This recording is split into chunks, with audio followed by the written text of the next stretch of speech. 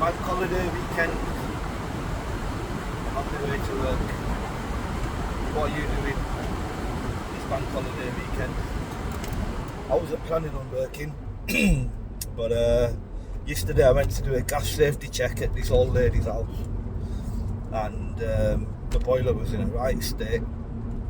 It was leaking from the heat exchanger, expansion vessel had split, PRV, it was losing water from the PRV, the electrodes had gone. It's a very old boiler, so gave the landlord a price on a repair and a price for a new one, and he just said put a new one in, and because it's a old lady living on her own, don't want it to be without heating and hot water, so going there today.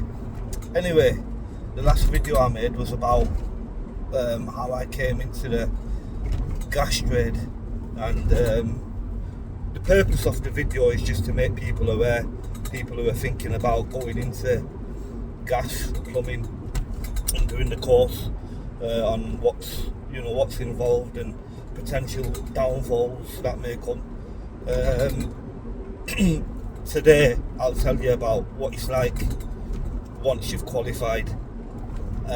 So I qualified in, coming up to 2 years now, and as soon as I qualified, my whole idea was to get a job, work for someone for a year or two, and then go self-employed. I've always wanted to go self-employed.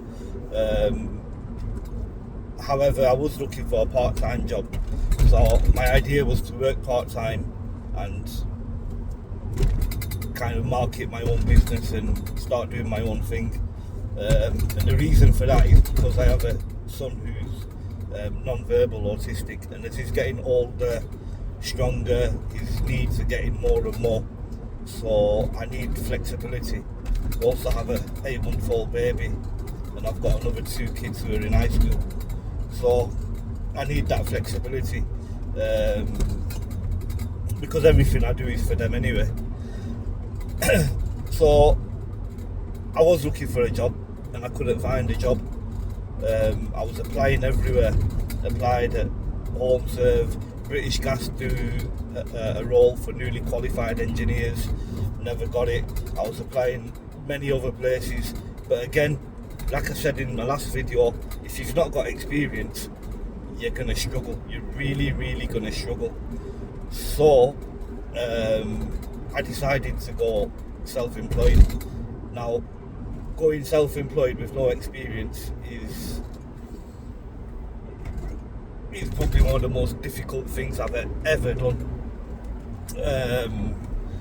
So the way, if you are going to go self-employed straight from doing a fast track course, MLP, obviously the best way to get your gas qualification is to do an apprenticeship, is to do, mainly that's for a young man who's got time, doesn't really have any commitments, still living at home with mum and dad, can afford to do that. And that is the best way to learn this trade, is to go to college once a week, twice a week, whatever it is, and to work alongside an experienced engineer, plumber, and learn the trade for a number of years that way.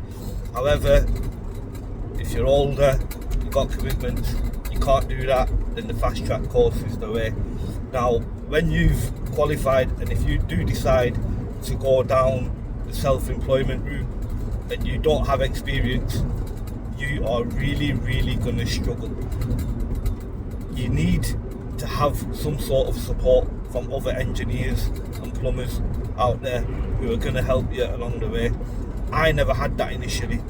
Now I have, but it took a bit of time. It was once I'd got qualified and once I started working. There's 2 aspects to being self-employed. One is to have the skills of the trade, another is to be business minded. So how to bring in customers, how to deal with customers. You're going to meet all sorts of people from all different walks of life, how to speak to them, how to deal with them. It's that aspect as well. So because I've spent a lot of time in sales when I was younger, I kind of have those skills. if you like, the salesman or businessman, whatever. So when these engineers started seeing that I was bringing in business, and because I wasn't confident, I used to pass them the work.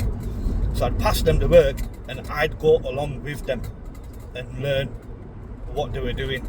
And like that, I then started slowly getting more confident doing it myself. Go on the boiler manufacturer courses. Definitely I recommend the Baxi do a 3-day boiler fault finding course. I 100% recommend that you go on that. They will teach you how to use a multimeter and the sequence of operation of the boiler. Only all combi boilers work in the same way. Once you understand how a boiler works, then and alongside that you've learned how to use a multi-tool as well, not a multi-tool, a multimeter or volt tester, then you can narrow down a lot of the faults and it does become easier. It is still difficult, it is hard, but that information that you learn from the Baxi training course will be essential, vital for you in the beginning to learn boiler fault finding. Then Worcester also do a course which is, they do a boiler fault finding course as well, but I think the Baxi is probably the best one. And then Worcester do a course where it's all about servicing boilers. So you'll go there, it's a 1-day training course. You spend a couple of hours in a classroom and then rest of the time you're in the workshop taking apart boilers and putting them back together again. That will come in useful when you're doing a full stripped down service. Valent also do a fault diagnostic course. Ideal also do a fault diagnostic. Most boiler manufacturers do it.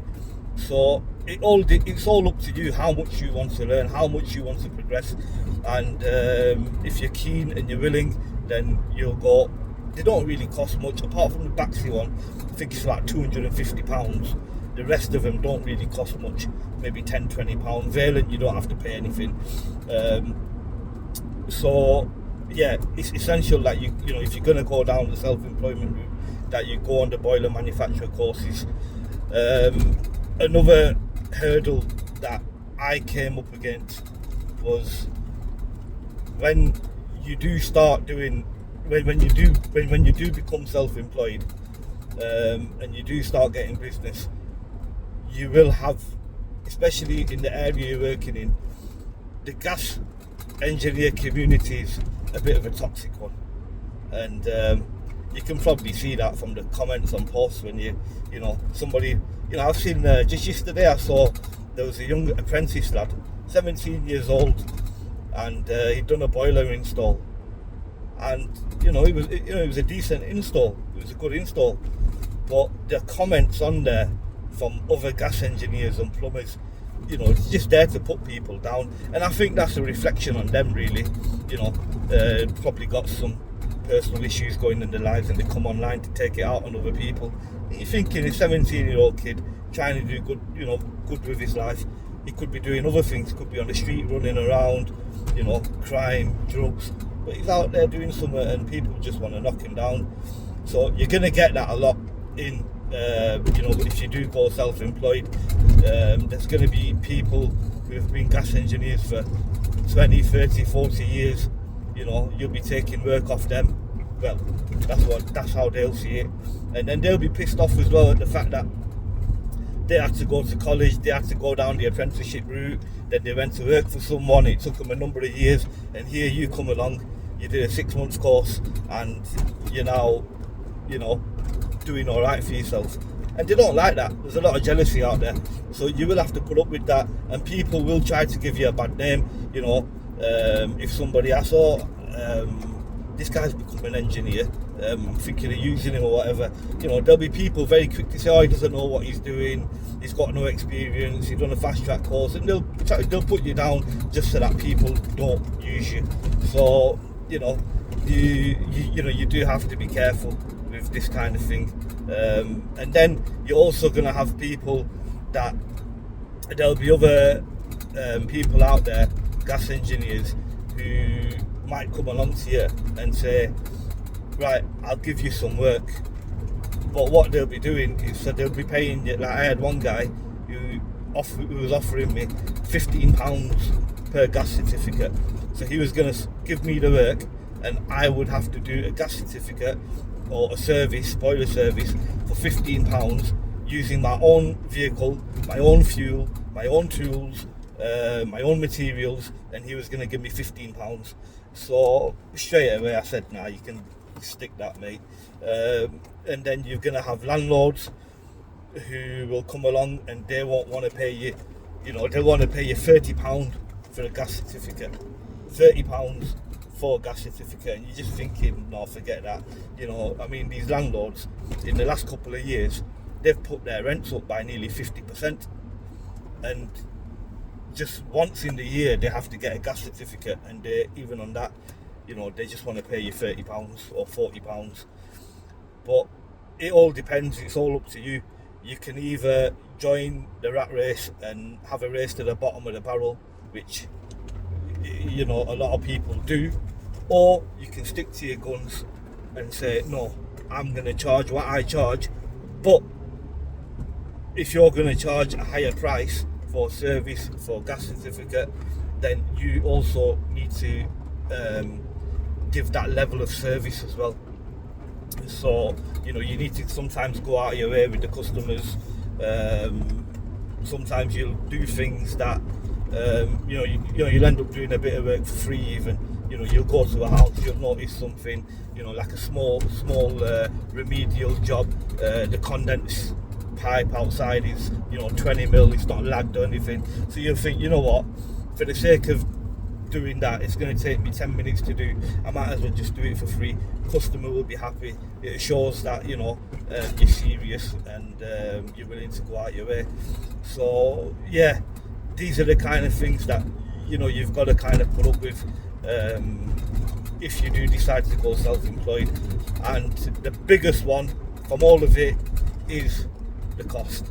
If you're like me, coming into it from scratch, then you don't have the tools.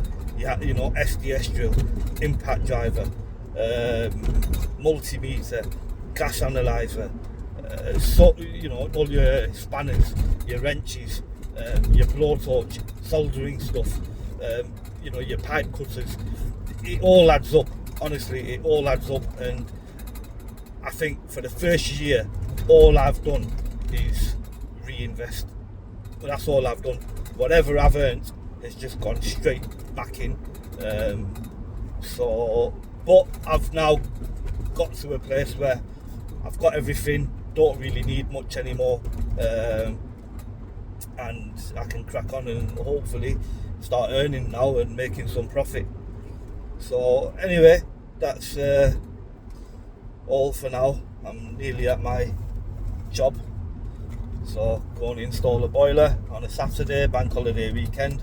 Hopefully it'll be nice and easy and straightforward, although when you think that, it never really is. Anyway, hope you all enjoy your weekend and stay blessed.